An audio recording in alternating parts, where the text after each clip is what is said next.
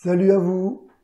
À votre avis, peut-on se tromper de spécialité et malgré tout faire un très bon choix?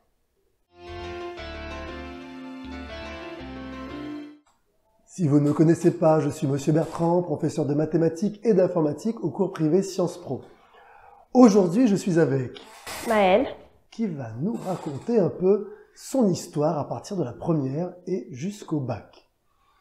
Alors Maëlle, on va commencer par cette histoire de choix de spécialité. Donc, Maëlle a passé le bac en 2022, il y a eu la réforme du bac 2021, et donc il faut choisir des spécialités dès la seconde, spécialités qui sont en rapport, en théorie, avec votre projet professionnel.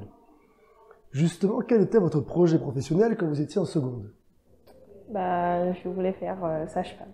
Sage-femme. Et donc, pour faire sage-femme, vous avez choisi quelle spécialité à l'origine?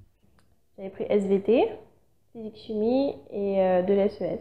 Et SES. Alors SES, ça semble pas si évident que ça quand on va faire sage-femme. Qu'est-ce qu'on vous a dit alors à ce moment-là? On m'a dit que je pouvais pas prendre la spécialité physique-chimie sans qu'il y ait des maths, car j'allais être en difficulté, sachant que je le suis déjà. Encore plus en difficulté. D'accord. Oui, effectivement, il aurait fallu prendre effectivement mathématiques, physique-chimie et SVT pour continuer vers un parcours santé. C'est ce qui est recommandé normalement. Mais finalement, donc vous avez pris mathématiques et vous avez retiré quoi? J'ai retiré la physique-chimie au mois d'octobre. Et finalement, elle a retiré la physique-chimie. Alors c'est drôle parce que elle avait choisi physique-chimie, elle a pris maths pour comprendre la physique-chimie, mais finalement, elle a retiré la physique-chimie. Mais alors l'histoire ne s'arrête pas là. Donc comment ça s'est passé votre classe de première? Donc vous aviez maths, SES et SVT. Ça s'est passé comment dans ces matières-là? En SVT, pour ma part, tout allait bien. Ça va, j'y arriverai. Mais en maths, j'ai rencontré quand même des difficultés parce que c'est une matière que moi je n'aime pas, que je n'apprécie pas. Donc j'y donnais pas du mien pour y arriver, donc j'ai eu quelques difficultés. Ah, d'accord. Alors, est-ce que vous avez essayé justement de faire quelque chose pour faire évoluer les choses justement en mathématiques et en... Ah, 2 secondes, non, avant, vous n'avez pas parlé de SES. Ça s'est passé comment la SES? Tout allait bien. SES, tout allait bien, d'accord. Donc, en SVT, ça se passait bien, en SES, ça se passait bien, et en maths, vous avez des difficultés. Des difficultés, oui. D'accord. Alors, ces difficultés en mathématiques, ça vous amenait vers quelle moyenne à peu près, au premier trimestre? Alors, le premier trimestre, je dirais entre 9 et 11. D'accord. Le deuxième trimestre, j'ai eu une seule évaluation parce qu'il y avait le Covid. Ah oui, la Covid-19, effectivement. Que j'ai eu 14, donc ça m'a fait 14 de moyenne en maths. Oui. Au troisième trimestre, j'ai eu pareil entre 12 et 13, parce que aussi il y avait le Covid, donc les évaluations étaient restreintes, et voilà. D'accord, d'accord. Alors, la première se termine, vous accédez à la terminale. Comment ça s'est passé? Alors déjà, quelle matière vous arrêtez? J'ai arrêté la SES. Vous arrêtez la SES en première.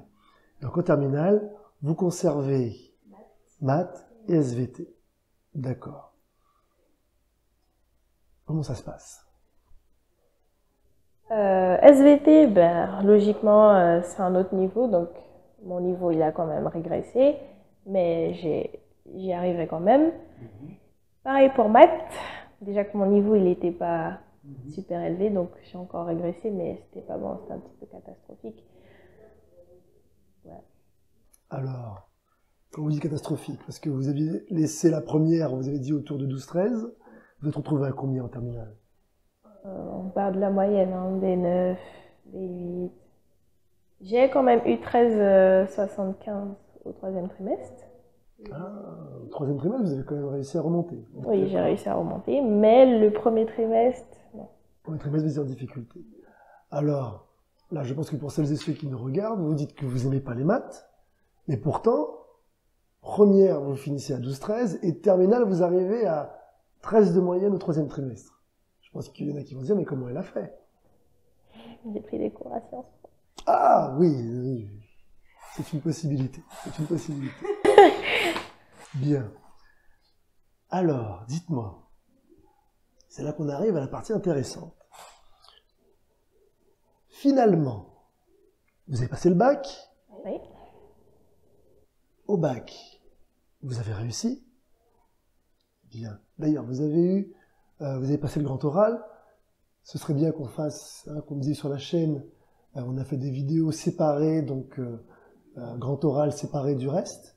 Donc, ce serait bien qu'on fasse la deuxième vidéo sur le grand oral, parce que son grand oral était assez particulier. Elle va le raconter juste après. Mais au niveau de vos épreuves, vos écrits, en SVT, comment ça s'est passé? Je disais que ça allait, mais je suis quand même déçue parce que j'ai eu pile poil la moyenne, mais je pensais en avoir plus. Vous pensez avoir plus? D'accord. Et en mathématiques? J'ai eu 7. Vous avez eu 7 à l'épreuve. Bon. Pour une matière que vous n'aimez pas, on va dire que la note finale que vous avez eue prenait en compte le contrôle continu. Voilà. Donc, à l'épreuve,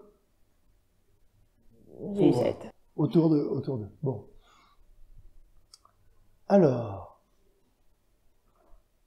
ensuite, vous m'avez dit que vous vous êtes finalement réorienté. Exactement. Alors, vous allez faire quoi finalement l'année prochaine? L'année prochaine, je pars pour une année de licence. 3 ans de licence dans la gestion des entreprises, le management et le marketing. Alors, on est sur un virage à 180 degrés. Vous êtes parti au début, vous avez choisi vos options pour être sage-femme, mais finalement, vous avez pris SES et ça vous a plu en fait. Ça m'a plu, oui. Du moins, c'est pas que ça m'a plu, mais ça me déplaisait pas. Ça vous déplaisait pas. Mais vous dirigez donc vers une discipline qui est proche donc de la SES et donc tout ce qui est gestion d'entreprise.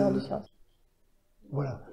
On n'est pas sur quelque chose voilà, de purement scientifique, on est sur quelque chose de plus social.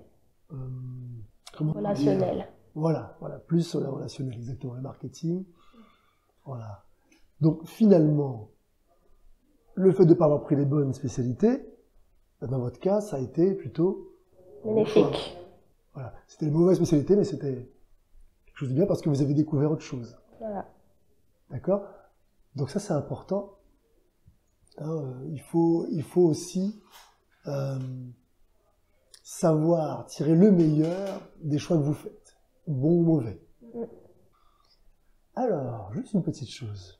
Quel conseil vous pourriez donner aux élèves qui, dans la même situation que vous, se sont peut-être trompés de spécialité, ou, deuxième point, les élèves qui ont des difficultés en maths, pas qu'en maths, dans les matières qu'ils n'aiment pas.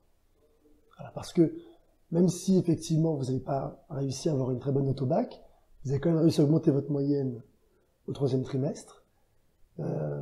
Il faut le faire si on n'aime pas la matière. D'accord?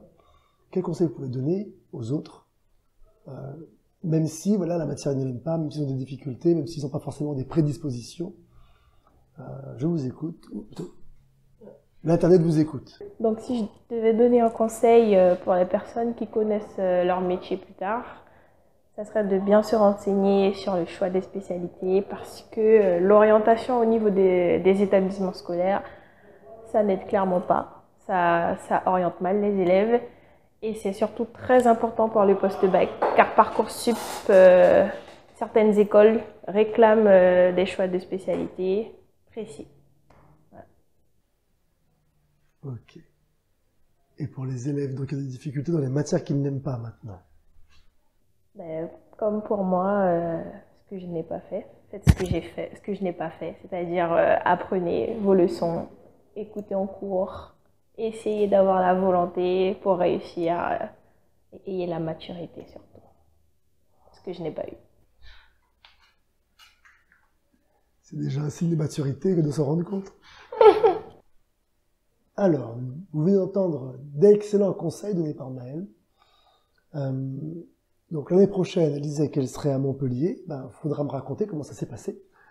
Donc, vous pensez rentrer l'an prochain ou Rentrer en Guyane? Oui. Non, je pars pour une licence, donc 3 ans à Montpellier. Et... D'accord. Donc, vous ne pensez pas rentrer pour les vacances ou quoi que ce soit? Si, pour les vacances. Peut-être, oui, sûrement. À vos prochaines vacances, vous allez revenir nous raconter comment ça s'est passé. Ok. D'accord? Bien.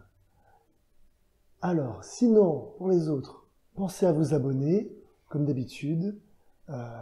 N'oubliez pas d'activer la petite cloche. Et puis, partagez la vidéo si son contenu, vous pensez que ça peut servir à quelqu'un d'autre. Nous, on se retrouve bientôt donc pour la vidéo de Maël sur le grand oral.